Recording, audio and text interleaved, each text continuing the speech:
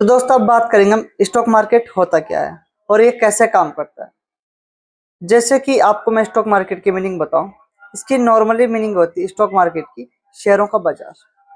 आप normally market में जाते हो तो बाजार में क्या करते हो, सामान बेचते हो या खरीद सकते हो। ठीक है। और स्टॉक मार्केट भी सेम है। ये क्या है, शेयरों का बाजार। तो यहाँ हम क्या करेंगे, इधर शेयर को खरीद सकते हैं या बेच सकते हैं।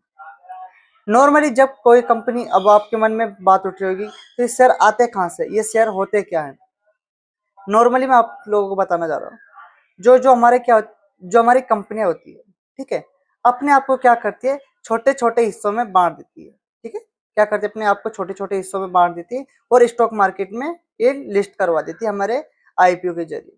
ये हमारे दो एक्सचेंज में लिस्ट हो जाती है, जो हमारी होती है नेशनल स्टॉक एक्सचेंज और बॉम्बे स्टॉक एक्सचेंज, जिसे हम एनएसई और बीएसई भी कहते हैं।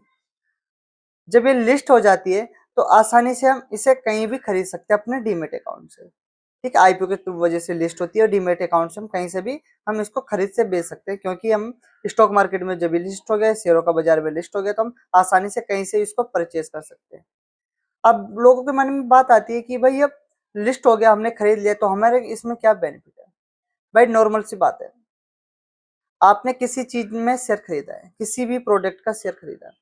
ठीक है। जैसे आपने रिलायंस का खरीद लिया है, टाटा स्टील का खरीद लिया, एनी मैं किसी को गाइड नहीं करो कि ये शेयर खरीदना है, बट मैं आपको एक एडवाइस दे रहा हूँ। आपने बाय द वे कोई शेयर खरीद लिया है, आपने जैसे वो शेयर खरीदा है, नॉर्मली आप क्या हो सकते हो, उस कंपनी के उतने परसेंट के हिस्सेदार के मालिक बन चुके हो। आप उस कंपनी के मालिक बन चुके हो डायरेक्ट। आपका मालिकाना हक है।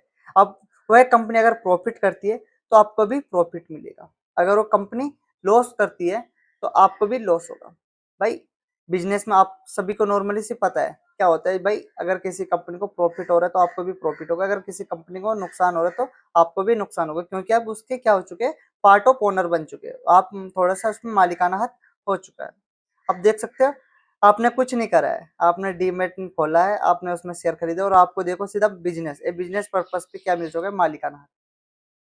कंपनियों को जब लिस्ट होना है तो क्या करते हैं, बिजनेस या बढ़ाना है तो लिस्ट होने के लिए मैंने जैसे बताया अपने आईपीओ के थ्रू क्या होता है, लिस्ट होता है।